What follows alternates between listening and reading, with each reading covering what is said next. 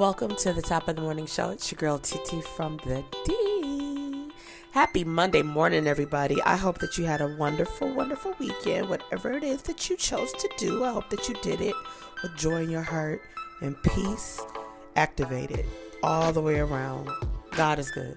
I just returned myself from a week-long conference, and it was a wonderful experience. I was with my amazing team, and I'm grateful for being blessed to have an amazing team that I work with. These women are amazing in every facet of this sense. And I got the chance to come back and then work with an amazing cast who I am blessed to have the opportunity provided from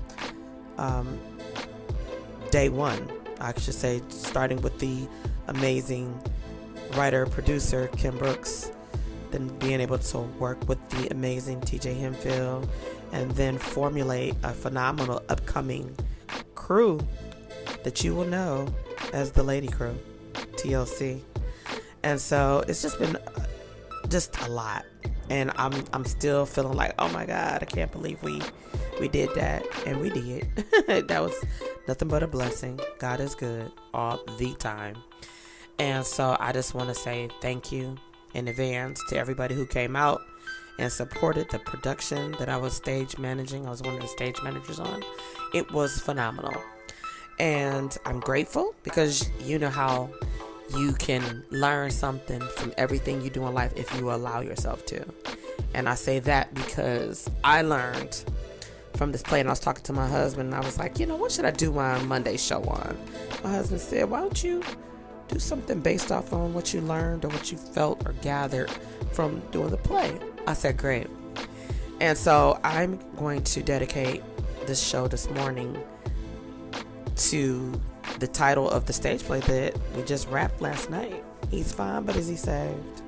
I'm going to let it tie into how I look at life in my own thoughts and ways of looking at things and people over the years, and knowing that God is an amazing God and He's a forgiving God, looking at people for who they are and how they represent themselves in your presence or out of your presence, if that makes sense. He's fine, but is he saved? Last night, stage play was off the Richter scales, to say the least.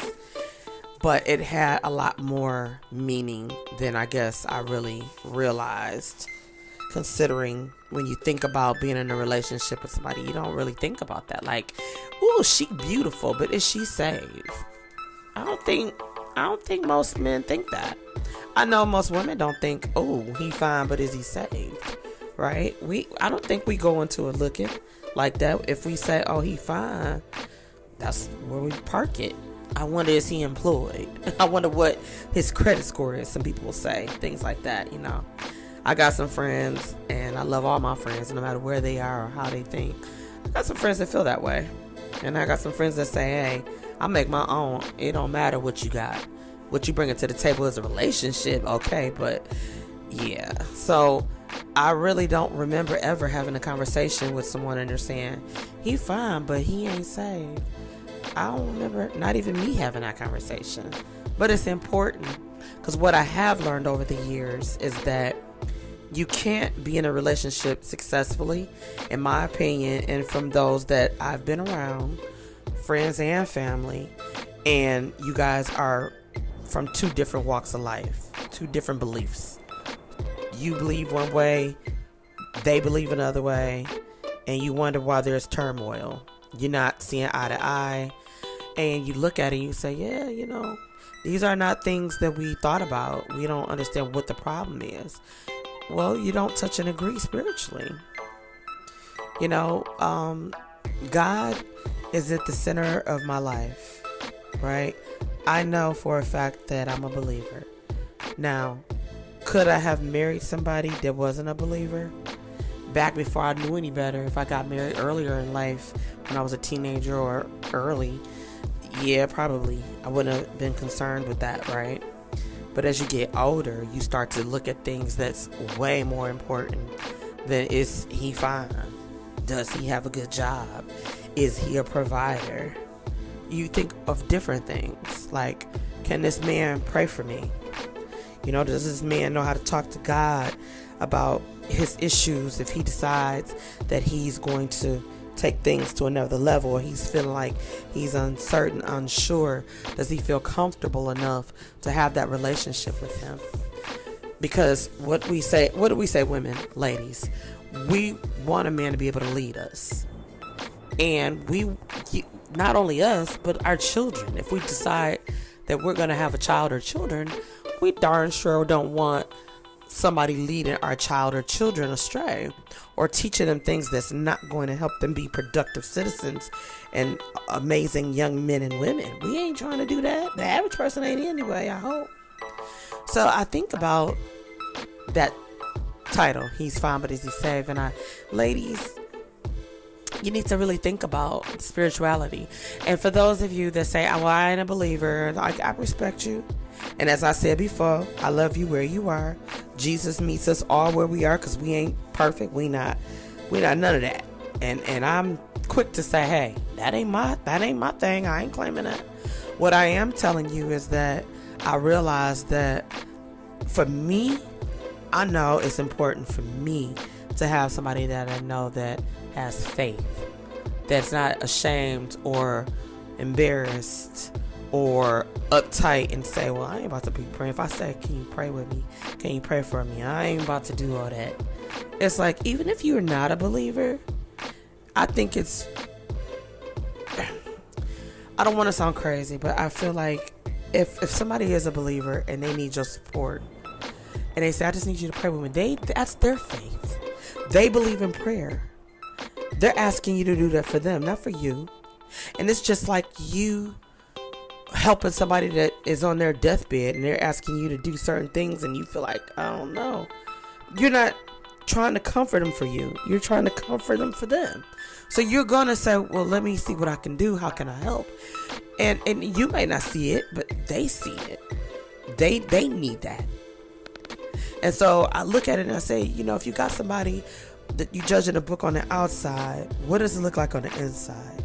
I can't tell you how many times I've talked to people and they've said, man, if I had known that this person was going to be this way, then this, that, and the third. And it's like, wow, well, we don't know half the time what we're dealing with, because we don't always pay attention, right? We don't always pay attention.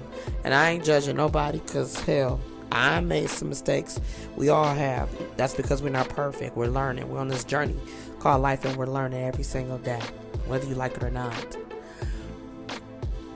But it really ends up being important, because I feel like he's fine, but is he saved? A saved man, I don't believe, is going to break up with a woman because whatever the disagreement is, or they're not seeing eye to eye, and then decide that if I can't have you, nobody can, and I'm going to kill you and kill myself, or kill you and kill our child or children. And who does that? I really don't feel anybody saved does that. I don't. That's my personal opinion, and I'm sticking to it. I'm going to hold it. But I believe that people that are lost make these decisions, and this is men and women too. The title just happens to be He's Fine, But Is He Saved? But shoot, fellas, she's fine, but is she saved? It's a two-way street. I'm not sitting here just talking about men. Like, we could be crazy too. We could be unsaved and unholy, and I ain't saying again, we gotta be perfect, because there is no perfect people. Remember that. But I am gonna say we need to do better. We need to do better as a people. And so with that play title and the story behind it, if you came out to see it, you understand. But you could go through so much with a man. You can go through so much with a woman.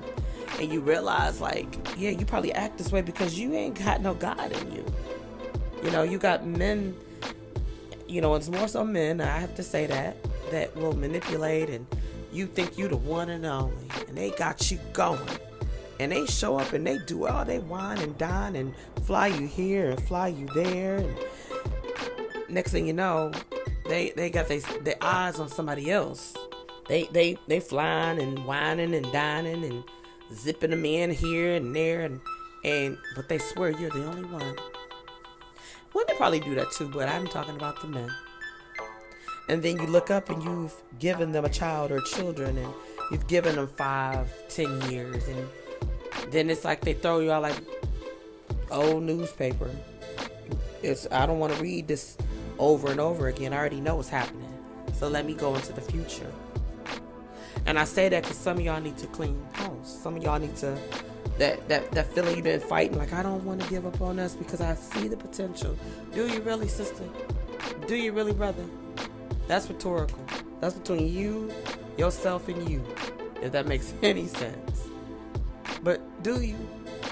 Think about it. Do you? And if you don't, who you playing? Who you fooling? Think about it. Who? Because at the end of the day, some people don't care. Not at all. But do you care? That's the question. Well, that's all I got for you on this magical Monday. I hope that you have a wonderful day, and I hope that whatever you choose to do the rest of the week is awesome. I hope that if you were able to celebrate Sweetest Day, I hope that it was everything you wanted it to be, hoped it to be, planned it to be. If things didn't go your way, know that tomorrow's another day. You got an opportunity if you're still alive, and if you listen to the show, that means you still alive. So do something different. Do something unique. Don't be like everybody else. Be yourself, because everybody else is taken. I'll see you soon.